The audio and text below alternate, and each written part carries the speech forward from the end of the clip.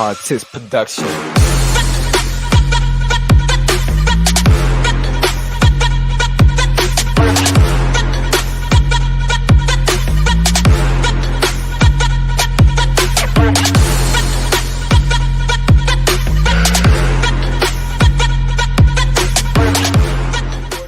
Huggins here with Alex's Gospel, Indie Artist Corner. And listen, y'all don't even know what's about to go down right now. Y'all don't even know like who I got sitting on the other side of this camera today. Praise God. I want you to lift up your holy hands. Lift up your holy voice. Lift up your holy finger of love. And welcome you guys to Alex's Gospel. My boy, my brother, all the way from Bradenton, Florida, Mr. Jorad Holmes. That's right, Jorad, not Gerard, but Jorad Holmes. What's up, bro? How you doing, man? Doing pretty good, and yourself?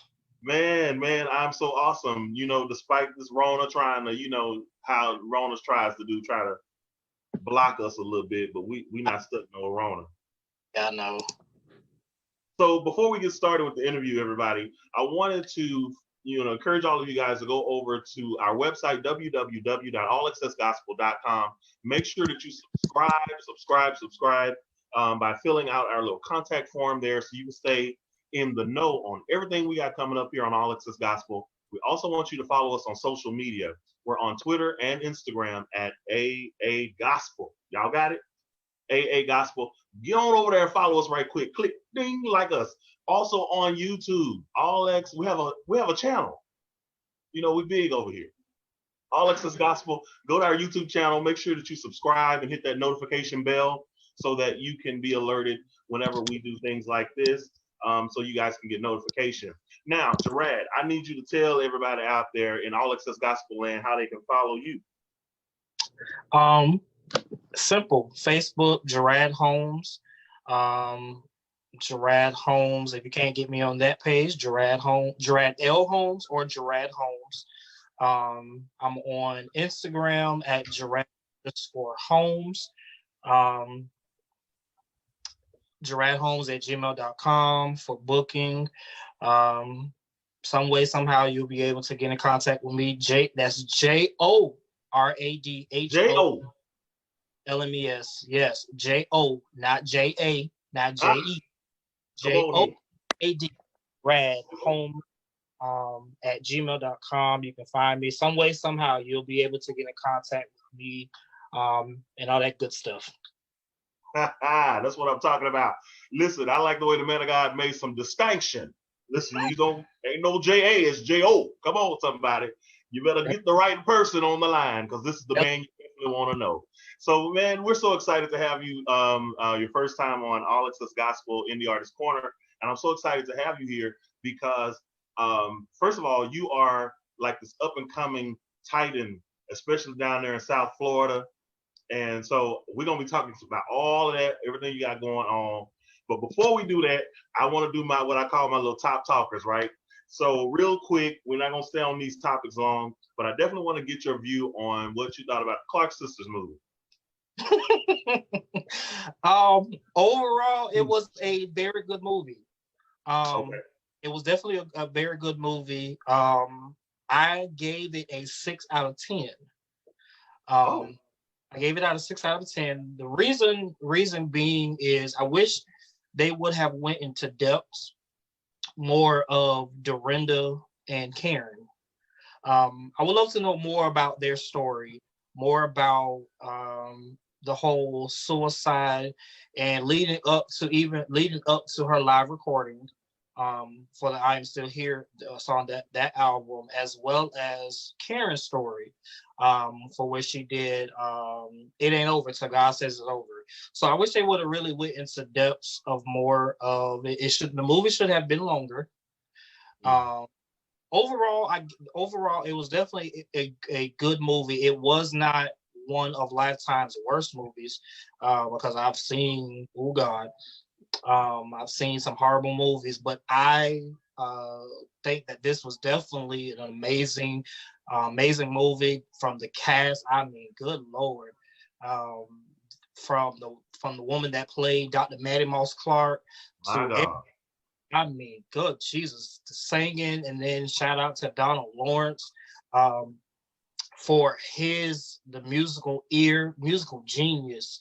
And so just to everyone that played a part in this movie, definitely, like I say, from start to finish. I mean, from the start, it hit hard, and down to the end. It definitely was a great movie. Like I said, it should have been longer, but overall, it was definitely a good movie.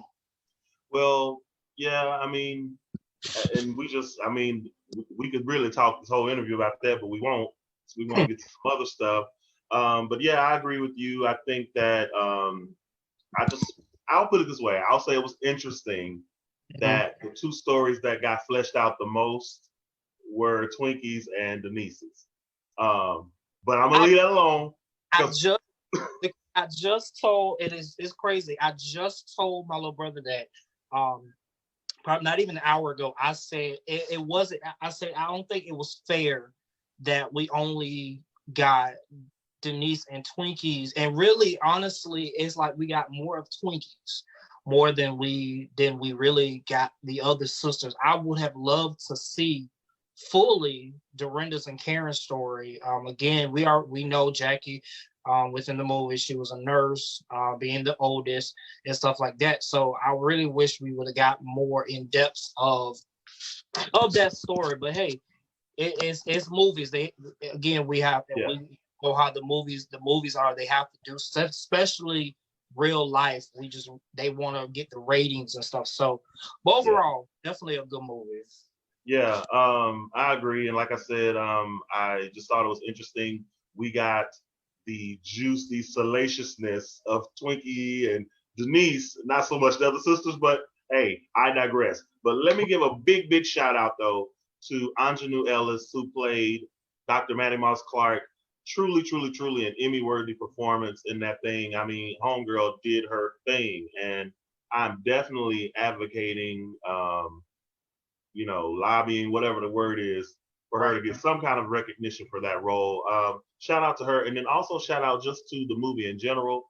It was the highest viewed film of 2020 of both broadcast and cable of all movies.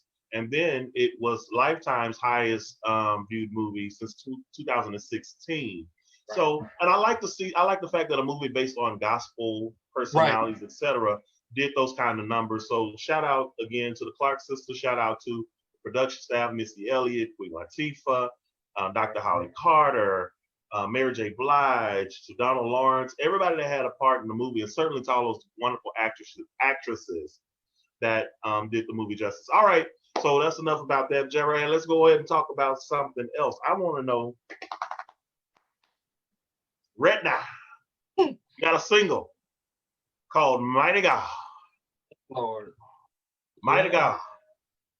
So tell us about Mighty God. What prompted that song? How did it come about? Who wrote it? How did it all come together? What happened with that? Okay. I wrote this. I'm the writer of the song. I wrote this song. Honestly, it wasn't even supposed to be called Mighty God. It was supposed to be called What Kind of God Do We Serve? Okay. That original name of it in 2000. I wrote the song in I think 2000, maybe 9. Okay. Maybe it was the beginning of the summer of 2009 when I actually wrote the song. I didn't have the full length of the song. How the production is now is not how it was back then. Mm-hmm. I sat on the song until really I had to go through so much in life to really understand the type of God that we serve. Losing my dad in 2005, but then really losing 2 siblings in the same year. Like literally, I lost my brother at the beginning of the year, and then a couple of weeks after my birthday in October, I lost my sister, my oldest sister. So then just that, and then dealing with issues within church and all that, having to deal with that, and just other things, suicidal thoughts, suicidal attempts, twice, depression, all the other stuff. And then when I sat down, I really sat down. I was like, okay, what is the next song that I'm going to release? Again, I have two other singles before that one that I released, but then I was like, okay, I need something else.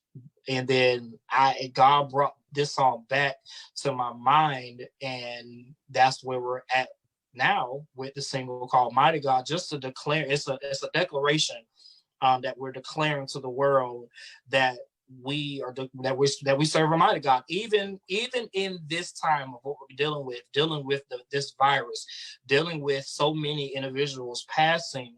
Even I still say that I still believe God. I still believe that we serve a mighty God. He's a righteous God. He's an awesome God. And we declared it. If he did it for Daniel in the lion's den, woman with the issue of blood, Come on. a lot of these people back in the Bible days, I believe the same God back then is the same God that we got now that can do it. He could heal. If he healed back then, the God that we serve can heal now. So that was the whole intake of me really pushing that song and calling and shifting the name of the song to Mighty God, something simple. It's a simple church, and I call that my genre of music. I know everybody asks me, what you fit yourself in? I don't have a genre because I do everything. But if I had to, I call it churchy worship. Churchy worship. Because I'm from the country, so, and I was like, but I love worship. I love the country style of worship. I love the country style of praise. But I was like, okay, I'm gonna call it churchy worship. So that's where that song came about. It's just a really praise and worship song. Any praise and worship song, worship leader can sing it, down to the old country Baptist deacon, all the way up to your most famous praise and worship leader. Anybody can lead it and interpret it the way that they want to and stuff like that. Yeah. Well, man, listen, definitely enjoyed the churchy. I'm a churchy boy at heart. I'm like you. I really like all kinds of music, including non-gospel. Right. I like pop, country, rock, jazz, classical.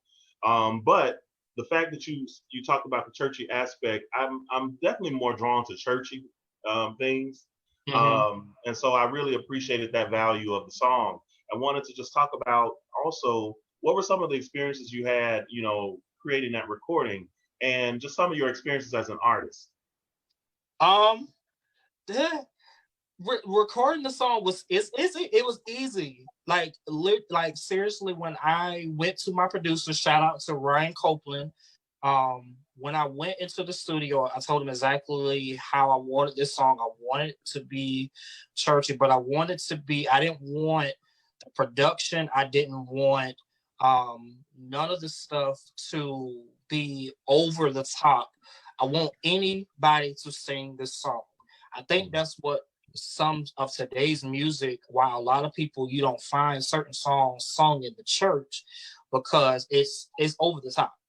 I wanted to be simple. I wanted that I done got videos where people done took my song and shifted the song. They done made the song slower. Some people picked the speed up and made it faster. But hey, as long as people are declaring to the world that we serve a mighty God, I'm good. The production of it, shout out to my little brother, Armel Light, Nandi Youngblood, as well as Sylvester Wright, who did BGVs, Ryan Copeland, Walt Daniels, all the ones that helped out with the production. We did this in the studio, so that was the easy part. Hopefully soon I can redo it and do it live, but we'll see. But even through all that, the process of it was easy because I released 2 singles. But I wanted to take a different approach with this one. We've been pushing this single. The single came out in 2017. From that to this moment, we're still pushing. And when I say God has definitely opened the doors for myself and through this song, through like all the different radio stations, events that I've sung at, this song definitely just puts people in that mode of worshiping and praising God. It can be down. There are moments when I feel down, and God literally brings this song up, and I just have to say, okay, we serve a mighty God. I have to let the enemy know we serve a mighty God. You can throw anything that you want at me, but at the end of the day, I still believe God. For the last couple of weeks, I've been saying it. that I still believe God. I still believe that we serve a mighty God. I believe that we serve an awesome God, a righteous God. And you don't even have mighty God, whatever he is to you, he's a faithful God. He's an awesome God. He's a loving God, a caring God. Whatever he is to you, that's what you can take out the words mighty God and put whatever you need to. So that was the whole intake of the productional piece, of the writing, of really just bringing it all together. I wanted it simple.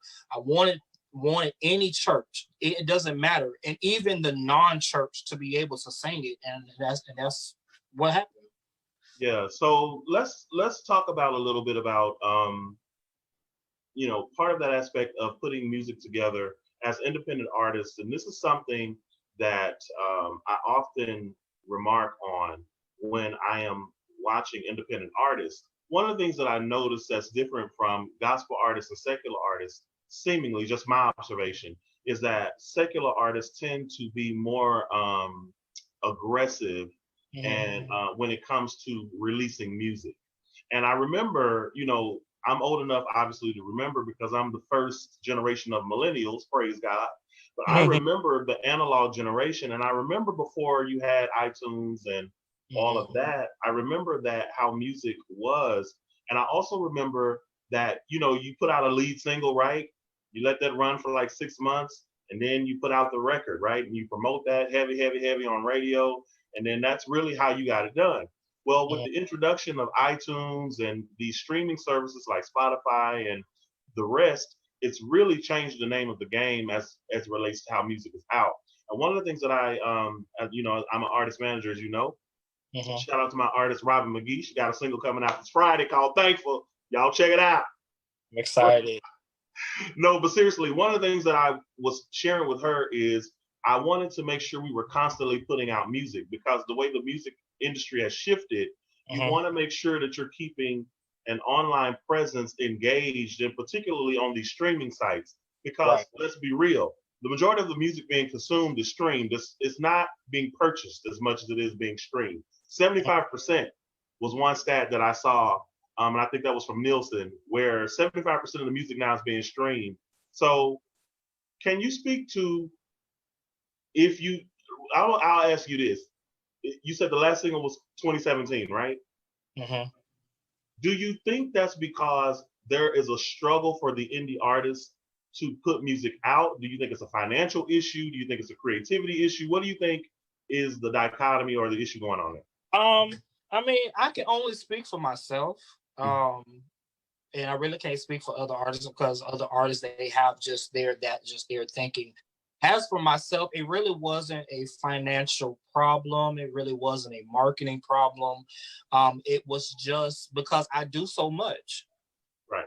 And that was one of the things that when I sat down and really, really looked at, I was like, okay, I have this song. I'm going to push it. I'm just going to push this song. Before that, my first single came out in 2014. Then the second single came out in 2015. Then Mighty God came out in 2017. So here it is now, 2020, preparing to release another one. But it was just more so of, I just had other stuff that I wanted to really focus on besides releasing music.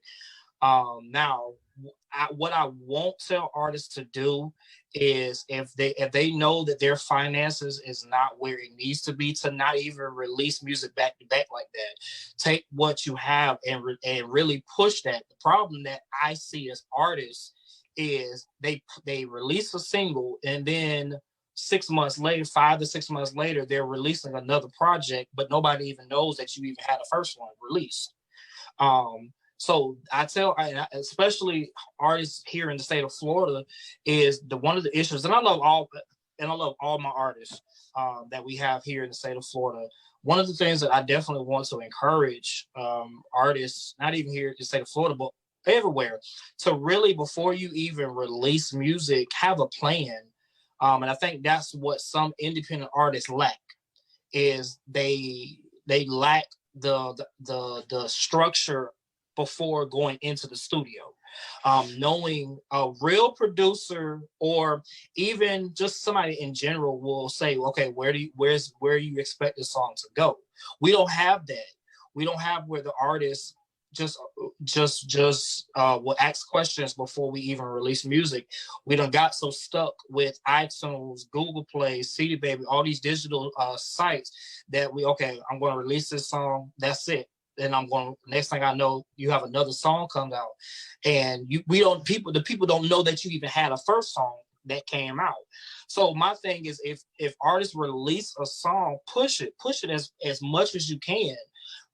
There's tons of radio stations. Yes, some radio stations may not play our music, but it's okay. Some people may never support our music, which is fine. I can contest to that. I have a lot of people that don't support the music that I have released. I'm okay with that.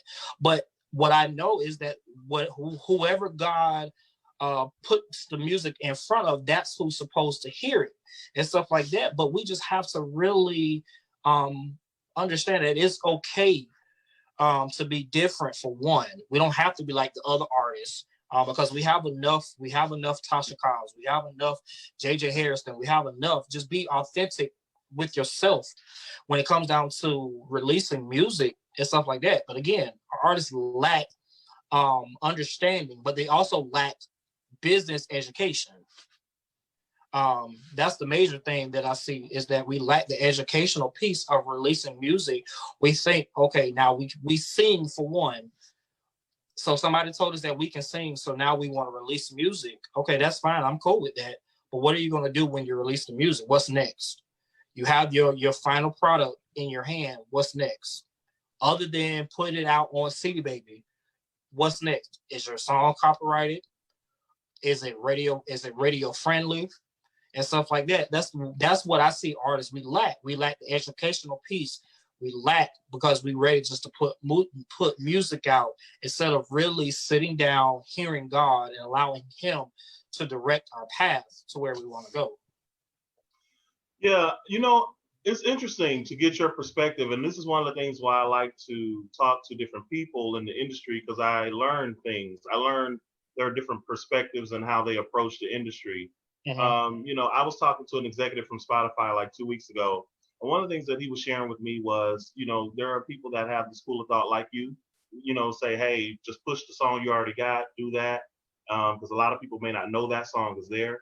And then he argues that based on the way Spotify and their algorithms are, and most streaming services are, that you build your audience over time, and as you release more and more music, it not only does it build your catalog, but it builds interest online. And then what will happen is maybe that person didn't know about your first single, but they heard your second single and they liked it. So that made them go and listen to the first single. So I think it's different schools of thought on how you do it.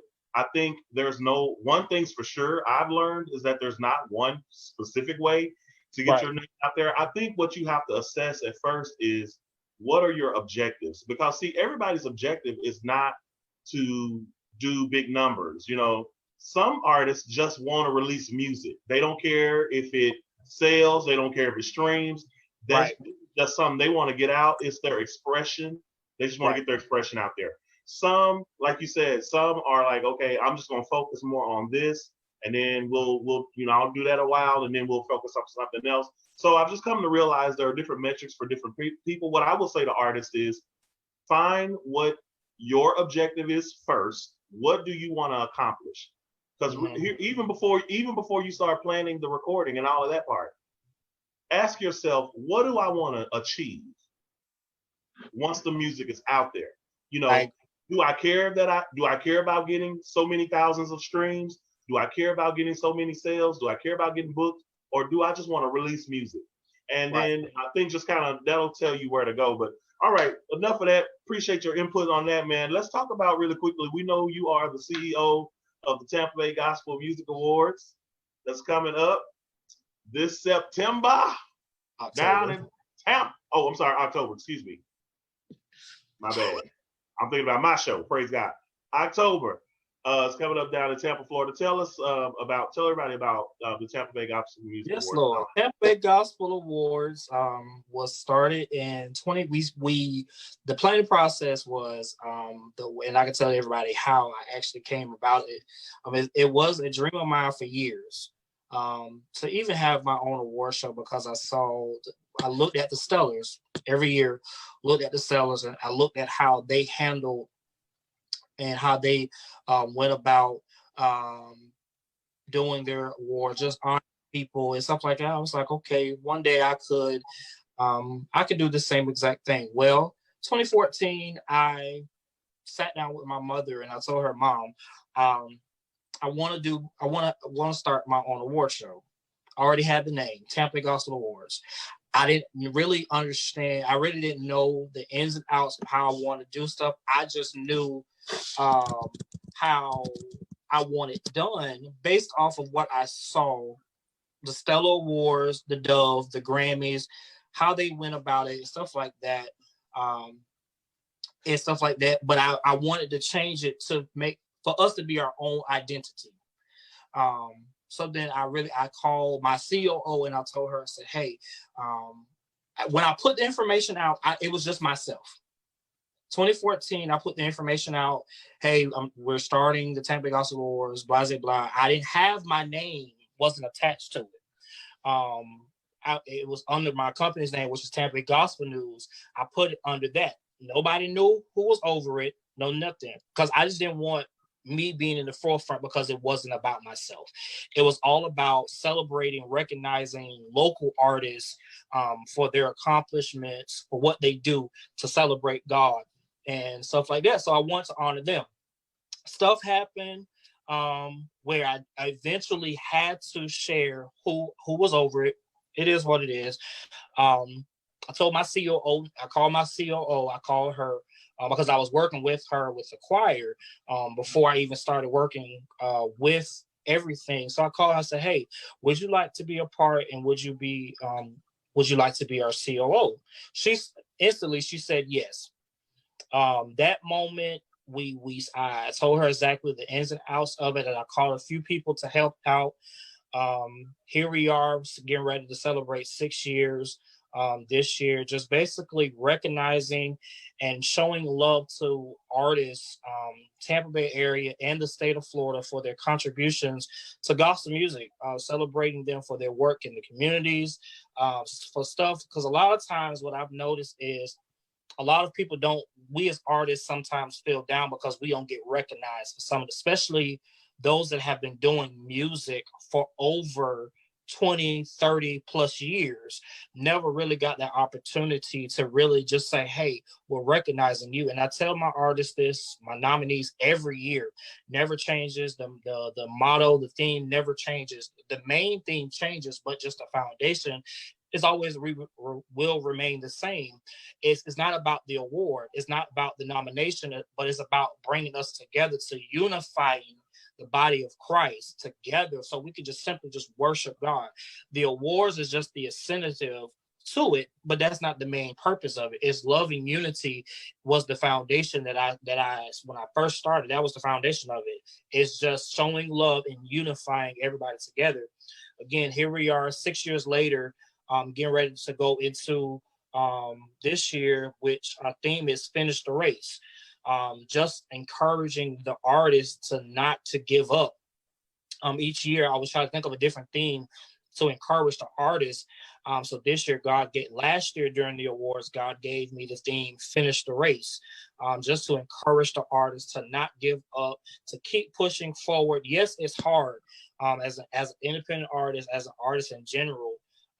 But we're here to push you. We're here to encourage you, to empower you, to celebrate you, and and it's a motto that I started a couple of months ago, where never doubt your dopeness, because we're all different, but at the end of the day, God has called us to this, what we're doing. So we have to keep pushing, never, and stop doubting who God has called us to be. Everybody's not going to celebrate our gifts. Everybody's not going to buy our music, which is okay, but celebrate those that do, and God will do the rest. So that's mainly the whole intake of Tampa Gospel Awards. Well, I had the privilege, as you know, to come last year, and I really, really enjoyed the show. And I want to give a shout out to you and your team for putting on a wonderful show. And listen, it was really well attended, and I enjoyed it thoroughly. And it's a couple people stick out in my mind. I think it's Peter McKay, I think. Hey, No Limits. Oh Lord. Listen, they tore the house up. And there's another young lady, I think she sung like a praise and worship style song. Haley D. Hey, yes, Uh-huh. yes. Shout out to them. Those and everybody was great. I don't want to get in trouble, but they just stuck out to me. Right. As you can see, I still remember them. Almost a year later. I want to shout out to them. Shout out to the work that you're doing there. As a creative that has an award show with myself, I know what it's like to want to put. And all of my platforms are for the same reason. All Access Gospel exists for that very reason. All Access Gospel magazine.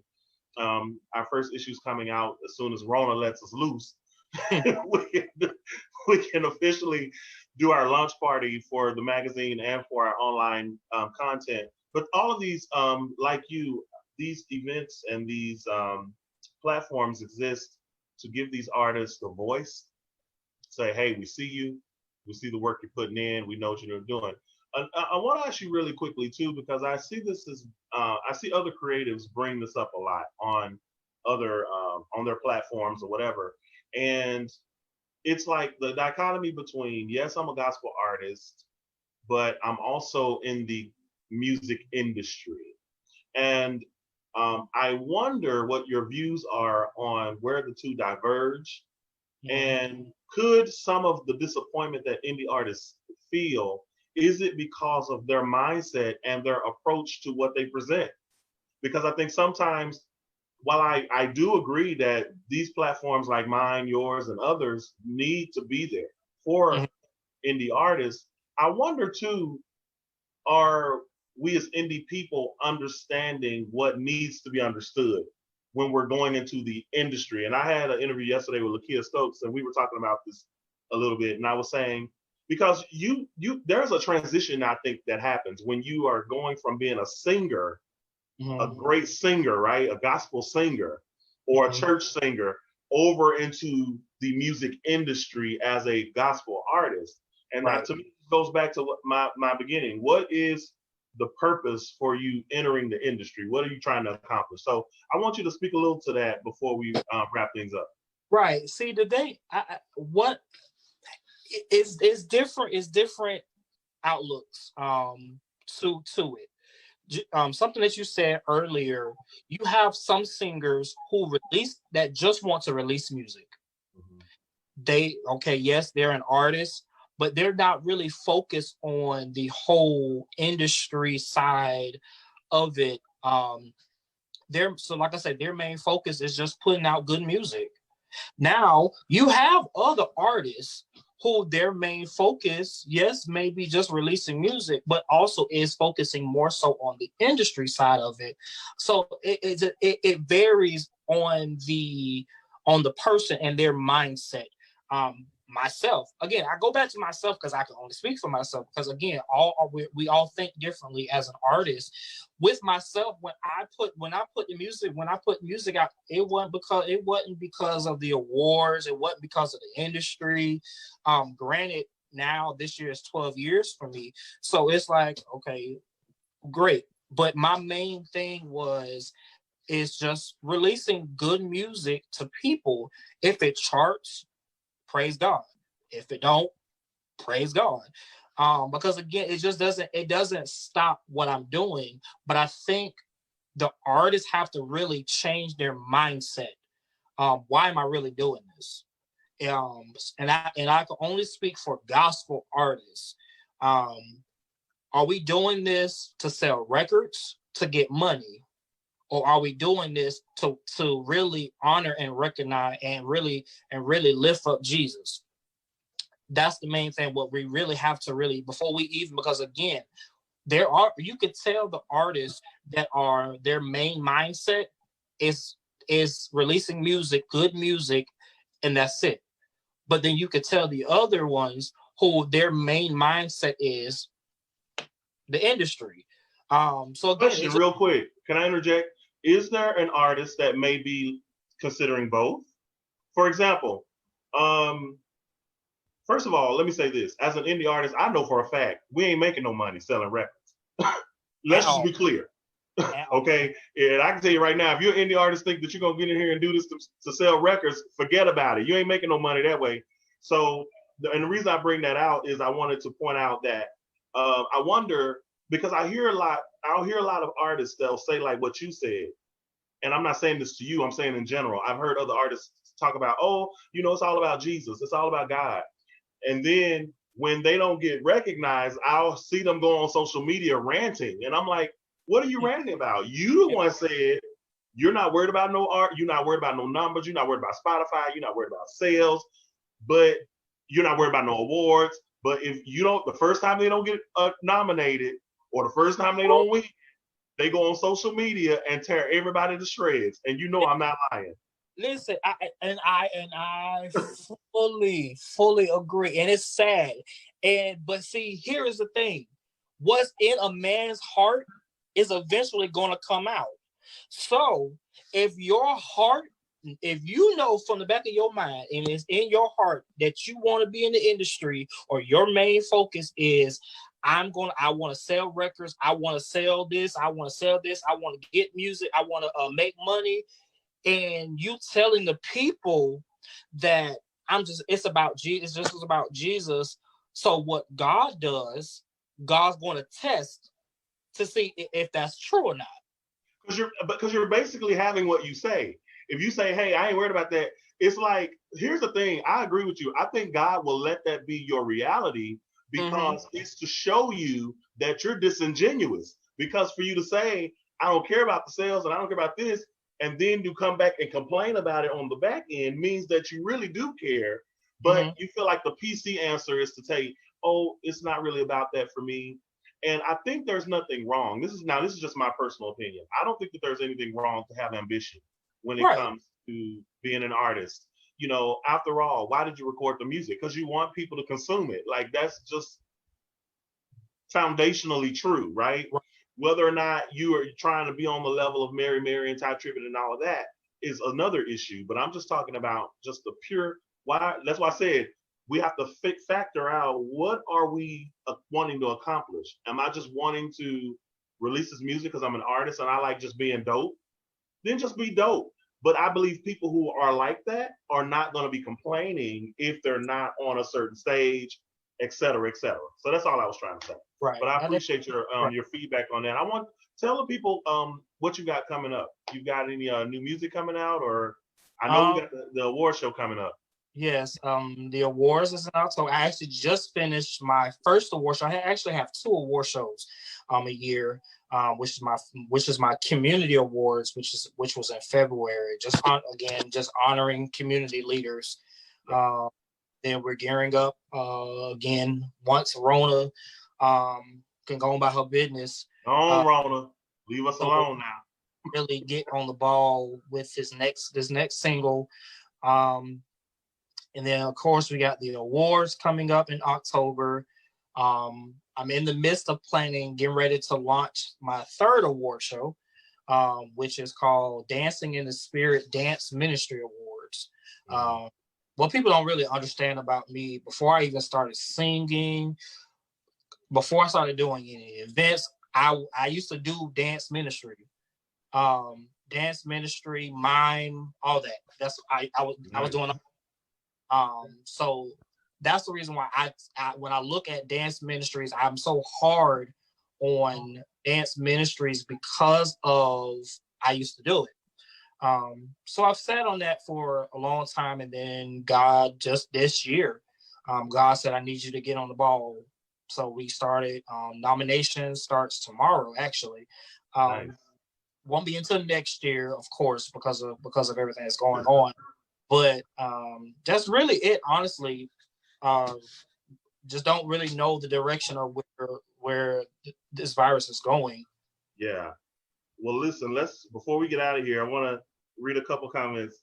Harry St. Germain, I think that's how you say that. Okay. I don't know if you know who that is. I do. He says you look like Eddie Murphy. I thought that was somebody you may have known. And then Kenya C. Wheeler says, what are the P's?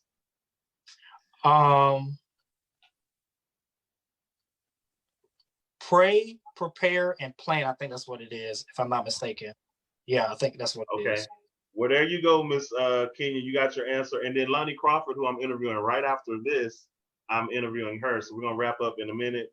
She says she can't wait to hear your new music. Oh yes, yeah. I'm definitely excited. Definitely And excited. speaking of which, by the way, I need to put this out there. You guys, everybody that's been featured on Indie Artist Corner are on our Spotify playlist. So I need you guys to go over Spotify and look up All Access Gospel, and you will see our playlist. It's going to have Jarad's music is on there, Lonnie, who's coming up, your music is on there. All of the artists that have gone before you all of their music is there. And then also a little programming note, everybody. Tomorrow afternoon, I'll be interviewing Dexter Walker of Chicago. Dexter Walker and Zion Movement will be on with us tomorrow. And so we're going to have a great time with him.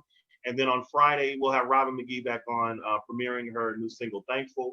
So just wanted to thank all of you guys. We have had just an overwhelming flood of support, especially on Instagram. And then now we've had a surge of followers here on Facebook. So thank you guys so much for sharing the platform and doing that. Jorad, Lord, slap myself, I know better. Jorad, before we get out of here, do you have any final thoughts that you want to give to the indie artists, just motivations or anything like that? Fire away. Simple. Never doubt your dopeness. Believe in yourself. If God, this thing I look at it, if God gave it to you, believe and push forward. But before you even do that, we go back to the word. I'm very stern when it comes down to the foundation of an independent gospel artist. So trust in the Lord with all thine heart, lean not to thy own understanding, and all thy ways acknowledge him, and he will direct that path. I don't care where you go in life, acknowledge God. He will bring you before great men.